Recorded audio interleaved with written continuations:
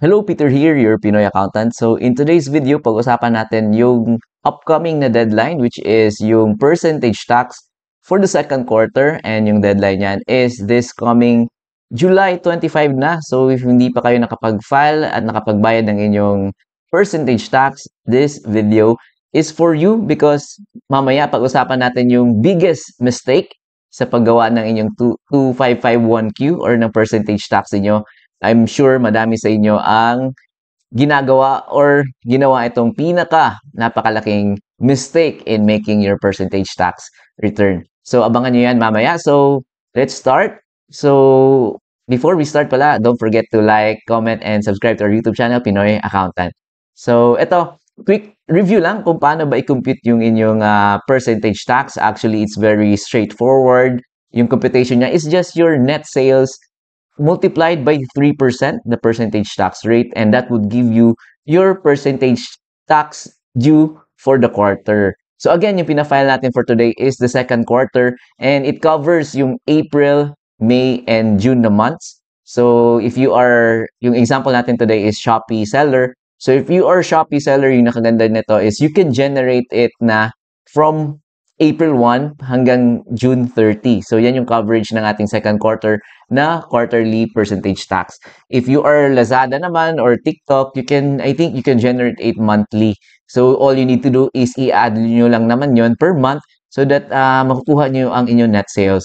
So yung key lang dito is coming up with your sales data, and then yung net sales ang important dito because on yung gross sales niyo, kailangan nyo i-deduct doon yung mga sales returns, allowances, and discounts. And if you are Shopee, TikTok, Lazada, yung tatandaan lang ninyo, if you are giving out itong mga discounts, so sa side ninyo, sa side ng seller, if you are offering mga voucher, mga discounts, mga rebates, ayan. And if ever may mga refunds then kayo from may mga returns and refunds kayo, all of these will form part ng inyong sales returns, allowances, and discounts which are deductible. So, i-deduct ito sa inyong gross sales and to give you itong net sales. So, here in our example, yung gross sales natin is 102,652. And then, i-deduct natin yung mga sales returns, allowances, and discounts. Itong seller product promotion, refund amount, itong voucher sponsored by seller.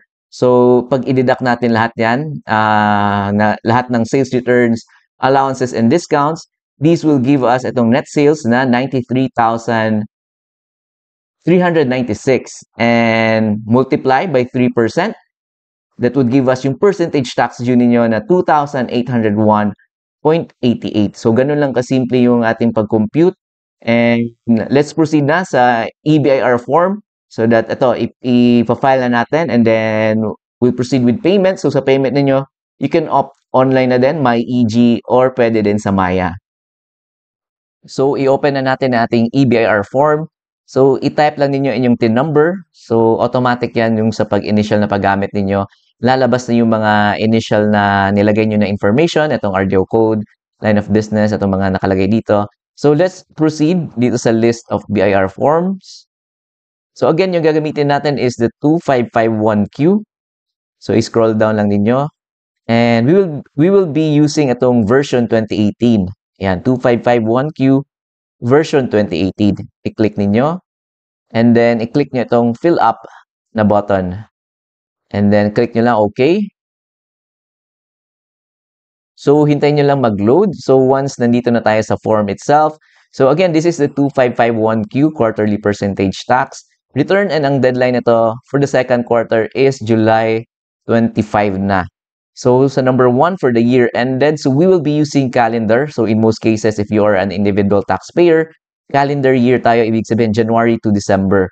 So the year ended is 2025.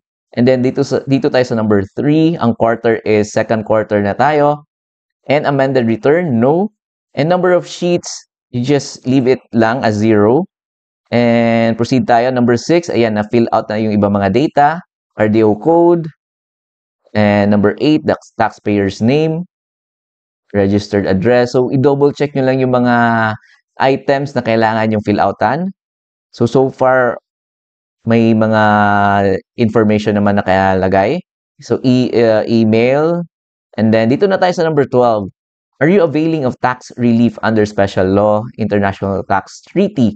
So in most cases, that is a no. So the 12A, if yes, specify. So in our case, in most cases, wala tayong ilalagay dyan. So leave it blank lang. So number 13, only for individual taxpayers whose sales receipts are subject to percentage tax under section 116. So ibig sabihin na to, if you are non-VAT.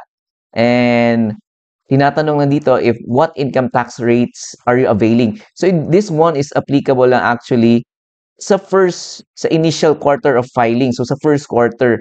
So pipili kayo dito. So one of the methods of opting for 8% income tax rate is through dito sa percentage tax forms or so sa 2551Q. You can select it here 8% or the graduated income tax rate on net taxable income. So again, if 8% kayo, if hindi nyo pa alam, if nag-avail kayo ng 8%, yung wala na kayong percentage tax or zero na yung percentage tax. So in our example, ito, graduated income tax rate yung gagamitin natin because hindi tayo nag-avail niyan nung first quarter. So again, if ano na yung in-avail nyo nung first quarter, hindi nyo na siya pwedeng palitan. So let's proceed. So yung tax due, ayan, automatic yan magko-compute. So let's discuss muna yung number one biggest mistake na sa pag-fill out nito is dito sa number 15, the creditable percentage tax withheld per BIR form 2307. So madalas sa atin, pag nag-withhold yung income tax payer, binibigyan tayo ng 2307, but that 2307, yung madalas na natatanggap natin from our income payer, that is for the expanded withholding tax, which will be used lang doon sa ating income tax return. So yan yung common mistake is dinideduct dito natin ng iba yung 2307, which is hindi naman dapat dahil yung 2307 na yon is supposed to be yon i-deduct siya doon sa ating quarterly income tax return or sa mga income tax return lamang. So that is the number one biggest mistake talaga is nagdideduct ng 2307 dito sa line item number 15. So if tanungin nyo, ano ba yung mga pwedeng i-deduct dito sa 2307? So very rare cases lang ito if yung client ninyo is government or government agencies and then yung payment nila sa inyo, they will withhold percentage tax. Yon. So you will know that sa form itself, sa 2307 na form itself. So ipapakita ko yung example na percentage tax withheld sa inyo. So ito yung mga 2307 na natatanggap natin is yung sa income or the expanded withholding tax, ito yung common na na-receive natin from our income tax payer. Yung nagbabayad sa atin, wini-withhold nila yung income natin ng expanded withholding tax, which will be used, again, this is for the income tax return, hindi to sa percentage tax return. So, ano ba yung pinagkaiba? So, yung malalaman nyo yan is, if tingnan ninyo, this is the ones that we are receiving. Ito yung common na nare-receive natin. And ito yung example ng percentage tax na withholding. So, same lang naman sila, 2307, di ba? So, paano nyo ba malalaman na percentage ito? So, the only way to find out is, ayan, yung number one nga is, if yung client niyo is government or government agencies or GOCCs, ayan. So, in our example, ito, yung ating payer is DOA or the Department of Anime. Example lang yan na agency, kumbaga agency ng government natin is the DOA. Ayan. So, dito sa baba, dito sa money payment subject to withholding of business tax. So, pag nakalagay yan dyan, ayan, persons exempt from VAT, under yan, WB080 yung ATC niya, and then may mga figures na nakalagay dyan.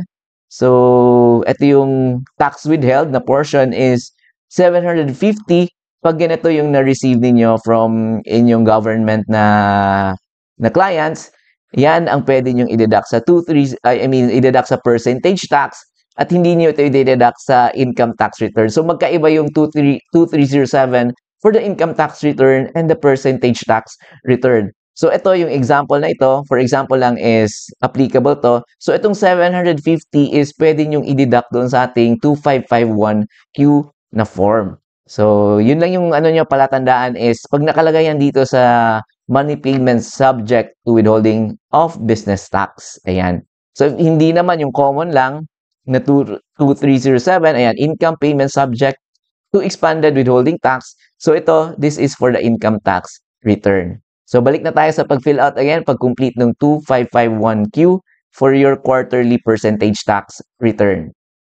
Ayan, so again, if ever may 2307 kayo na percentage tax, again, percentage tax withheld, dito nyo ilalagay. For example, yung kanina natin amount is 750 yun, but in our example, hindi na lang natin siya ilalagay dyan. Because in most cases, wala tayo yan, zero talaga yan. So proceed na tayo sa page 2. So dito na tayo sa actual computation ng inyong percentage tax. So yung ATC na gagamitin niyo is the PT010. So disregard yun na lang itong iba because in most cases hindi to applicable sa inyo.